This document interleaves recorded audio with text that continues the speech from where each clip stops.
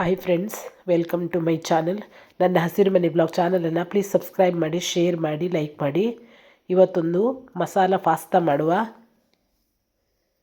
ನಾನಿಲ್ಲಿ ಮಸಾಲ ಪಾಸ್ತಾ ಮಾಡೋಕ್ಕೆ ಒಂದು 1/4 kg ಆಗುವಷ್ಟು ಪಾಸ್ತಾ ತಗೊಂಡಿದ್ದೀನಿ.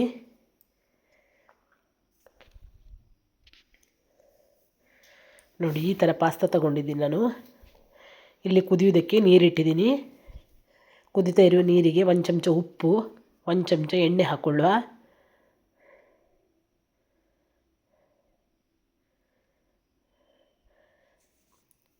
ಈಗ ಪಾಸ್ತಾನ ಹಾಕ್ಕೊಳ್ಳುವ. ಚೆನ್ನಾಗಿ ಬೇಯಬೇಕಿದು. ಇದು 5 ನಿಮಿಷ 10 ನಿಮಿಷದಲ್ಲಿ ಬೇಯುವುದಿಲ್ಲ. ಒಂದು 12-13 ನಿಮಿಷ ಆದರೂ ಬೇಕು ಬೇಯುವುದಕ್ಕೆ. ನೋಡಿ, ಚೆನ್ನಾಗಿ ಬೆಂದ್ಕೋಬೇಕಿದು. ಈಗ ಬೆಂದಿದೆ. ಒಂದು 13-14 ನಿಮಿಷ ಆಗಿದೆ ನನಗೆ ಬೇಯಿಸೋಕ್ಕೆ.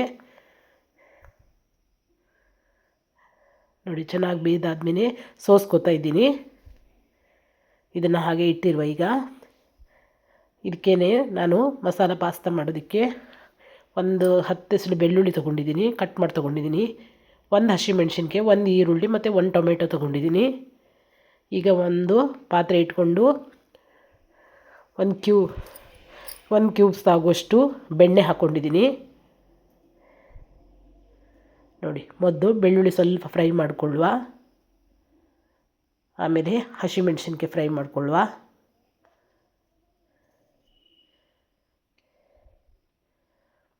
ನಂತರ ಟೊಮೆಟೊ ಮತ್ತು ಈರುಳ್ಳಿ ಎರಡೂ ಒಟ್ಟಿಗೆ ಸೇರಿಸ್ಕೊಂಡು ಬಿಡುವ. ಚೆನ್ನಾಗಿ ಫ್ರೈ ಆಗಬೇಕಿದು. ನಂತರ ಇದಕ್ಕೆ ಒಂದು ಅರ್ಧ ಚಮಚ ಉಪ್ಪು, 1 ಚಮಚ ಖಾರದ ಪುಡಿ, ಒಂದು ಅರ್ಧ ಚಮಚ ಗರಂ ಮಸಾಲ ಪುಡಿ. ನೀವು ಯಾವುದು ಗರಂ ಮಸಾಲ ಬೇಕಂತ ವೆಜ್ ಗರಂ ಮಸಾಲ ಅಥವಾ ಚಿಕನ್ ಮಸಾಲ, ಮಟನ್ ಮಸಾಲ ಯಾವುದಾದ್ರೂ ಒಂದು ಅರ್ಧ ಚಮಚ ಹಾಕ್ಕೊಳ್ಳಿ ಸಾಕು. ಚೆನ್ನಾಗಿ ಫ್ರೈ ಆಗಬೇಕು. ಇವಾಗ ಇದಕ್ಕೆ ಒಂದು 4 ಚಮಚ ಆಗುವಷ್ಟು ನೀರು ಹಾಕ್ಕೊಳ್ಳುವ. ಯಾಕಂದರೆ ಟೊಮೆಟೊ ಮತ್ತು ಈರುಳ್ಳಿ ಎಲ್ಲ ಚೆನ್ನಾಗಿ ಬೆಂದ್ಕೋಬೇಕು.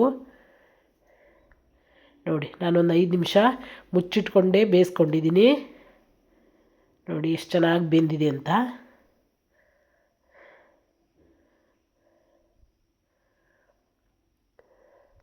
ಇದಕ್ಕೇನೆ ಒಂದು ಅರ್ಧ ಚಮಚ ಆಗುವಷ್ಟು ಸೋಯಾ ಸಾಸ್ ಹಾಕ್ಕೊಳ್ಳುವ. ಹಾಗೆ ಒಂದು ಅರ್ಧ ಚಮಚ ಆಗುವಷ್ಟು ರೆಡ್ ಚಿಲ್ಲಿ ಸಾಸ್ ಹಾಕ್ಕೊಳ್ಳುವ. ಮತ್ತು ಒಂದು 2 ಚಮಚ ಆಗುವಷ್ಟು ಟೊಮೆಟೊ ಕೆಚಪ್, ಅದನ್ನು ಒಂದು 2 ಚಮಚ ಆಗುವಷ್ಟು ಹಾಕಿದರೆ ಸಾಕು.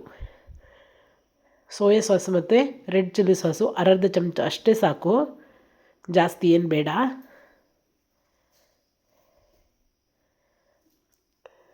ನೋಡಿ, ಟೊಮೆಟೊ ಕೆಚಪ್ಪು ಕೂಡ ನಾನೊಂದು 2 ಚಮಚ ಆಗುವಷ್ಟು ಅಷ್ಟೇ ಹಾಕ್ಕೊಂಡಿದ್ದೀನಿ, ಜಾಸ್ತಿ ಏನು ಬೇಡ. ಚೆನ್ನಾಗಿ ಮಿಕ್ಸ್ ಮಾಡುವ. ಈಗ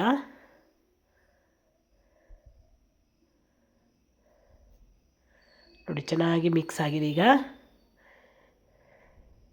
ಈಗ ನಾನು ಬೇಯಿಸಿಟ್ಕೊಂಡಿದ್ದೆಲ್ಲ ಪಾಸ್ತಾನ ಸೇರಿಸ್ಕೊಳ್ತಾ ಇದ್ದೀನಿ. ಸೇರಿಸಿದ ಮೇಲೆ ಚೆನ್ನಾಗಿ ಮಿಕ್ಸ್ ಕೊಡಬೇಕಿದು. ನೋಡಿ, ಸ್ವಲ್ಪ ಕೊತ್ತಂಬರಿ ಸೊಪ್ಪು ಕೂಡ ಸೇರಿಸ್ಕೊಂಡು ಬಿಡುವ. ಇವಾಗ ಒಂದ್ಸಲಿ ಚೆನ್ನಾಗಿ ಮಿಕ್ಸ್ ಕೊಡುವ.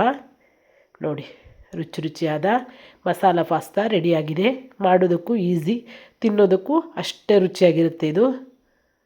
ಒಂದ್ಸಲಿ ಟ್ರೈ ಮಾಡಿ. ಮತ್ತೊಂದು ವಿಡಿಯೋದಲ್ಲಿ ಮತ್ತೆ ಸಿಗ್ತೀನಿ. ಬಾಯ್.